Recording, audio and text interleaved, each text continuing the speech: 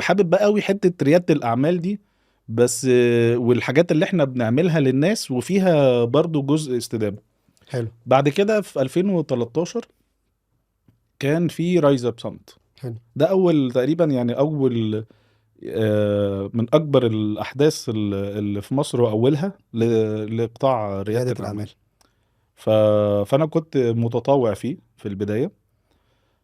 بعد كده في الايفنت نفسه طبعا في 2013 كان اصلا في حد ذاتها تحدي. بعدين فايه ده، دخلت بقى الصمت، ايه ده شركات ومستثمرين وجهات دعم وعالم في تاني بقى انفايرمنت بالنسبه لي، تانية خالص غير اللي مختلف. انت كانت جوه الجامعة. قلت بس هم دول اللي انا عايز اشتغل، اشتغل ايه ما اعرفش.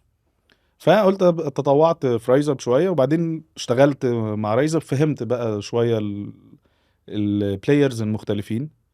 وبعد كده قلت طب هي ليه الجامعه ما فيهاش مركز لرياده الاعمال ساعتها؟ فعملت مقترح. وعلشان وانا في الاتحاد طلبه كان عندي علاقات باداره الجامعه وبصاحب الجامعه، فعرفت ان انا اوصل واعرض المقترح بتاعي. ولما عرضت المقترح لقى قبول، علشان كان ساعتها الاستاذ محمد في الخميس، قعدت معاه وانا فاكر القعده دي بالظبط. فقال لي انت شغال فين ساعتها كذا. فكان رئيس الجامعه قاعد، قال له يا دكتور الواد ده كده يتعمل له المركز ويشتغل فيه. فلو انا ما كنتش في الانشطه الطلابيه، كنتش وصلت لإدارة ما كنتش الجامعة وما هيبقى كنتش عارف عندي الكونكشن ولا عارف تعرض كمان ولا فكرتك. عارف تعرض في بالظبط. مم. فهي يمكن الظروف هيئت مم. بشكل الحمد لله كويس. بس لازم برضو تبقى انت جاهز. ما هي ساعات الظروف لو انت مش جاهز خلاص مش هتقدر ان انت يعني تاتشيف او تحقق الجزء. ومن هنا بقى بدأنا ان احنا يعني كان في نفس الوقت الجامعة دكتور يحيى بهي الدين، يعني ربنا يديله الصحة. ده تعزه جدا انت. برضو جدا يعني اه. جدا ده صراحة. لان احنا في الاجتماع ده مع استاذ محمد فريد خميس، وكان دكتور احمد حمد رئيس الجامعة في وقتها. كان في بعدها اجتماع مع عمداء الكليات وهكذا.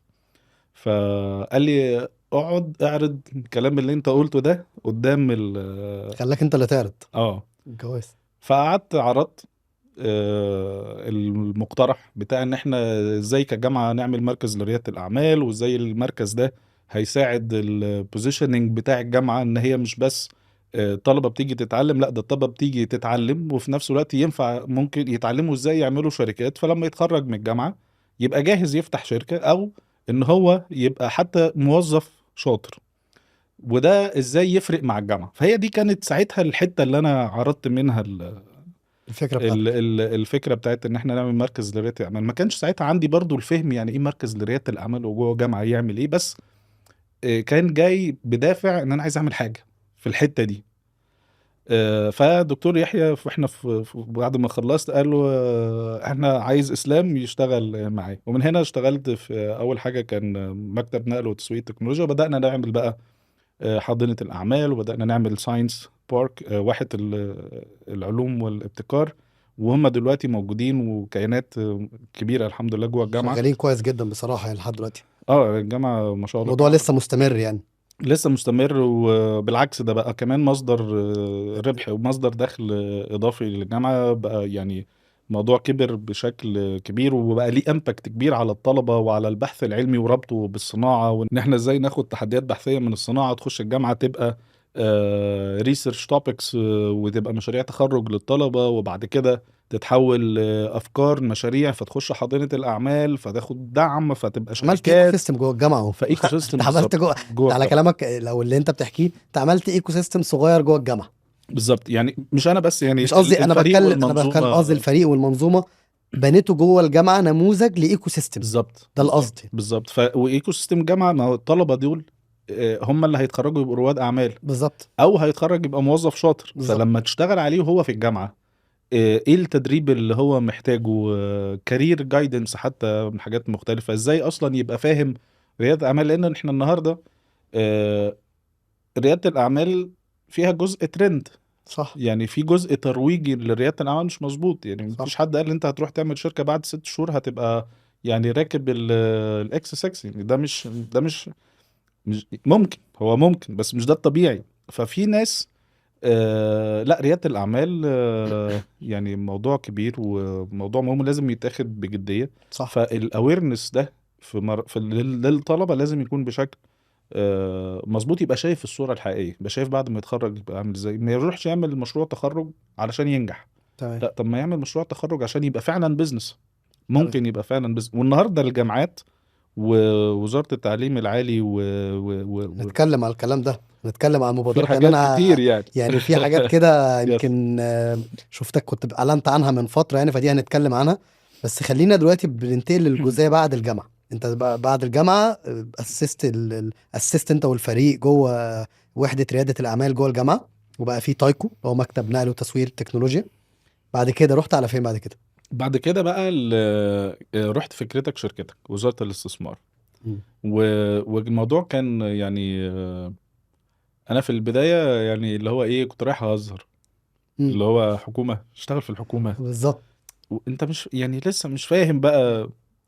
فرحت كلموني الفريق، آه، تعالى نعمل انترفيو. فرحت عملت انترفيو، اول مقابلة آه، لقيت شباب، ولقيت شباب شبهي، بيكلموا كويس، فاهمين، عايزين يعملوا حاجة. فاللي هو ده كان ايه، انت بقى انت ساعتها انت مش فاهم اصلا الحكومة بتشتغل ازاي، الدنيا من جوه عاملة ازاي، وهكذا. الصورة النمطية اللي عند اغلب الشباب اللي ما احتكش واللي ما يعرفش. صح. فخلصت الانترفيو، وانا كنت رايح يعني مش اجرب. يعني اللي هو ايه keep ما your كانتش options available ريكومنديشن، يعني. وما كانتش حاجه انت رحت وظيفه عادي وقدمت عادي، ما انا حد تقريبا حد عمل لي ريكومنديشن حد او عمل حاجه، لك بالظبط، او رشحك يعني. يعني رشحني، وبعد كده انا يعني ما اعرفش، فمشيت في البروسيس، عملت انترفيو بعدين. فقالوا لي عندك تعالى انت اعمل انترفيو تاني مع كبير مستشاري الوزير. فانا الجمله بالنسبه لي اللي هو، المهم رحت. قال لي انتوا بديتوا يعني، لما حكيت له بقى انا بعمل ايه وعملت ايه والحاجات اللي عملتها في الجامعه البريطانيه ساعتها، فقال لي لا انت احنا عايزين نبني مبادره تساعد الشركات. اداني فيجن، وانت بدأت حاجه من الاول، فهتساعد معانا ان احنا برضو نبني حاجه من الاول. احنا عايزين نساعد الشركات، وعايزين نعمل اويرنس لرواد الاعمال في مصر كلها، وعايزين كذا وكذا وكذا وكذا.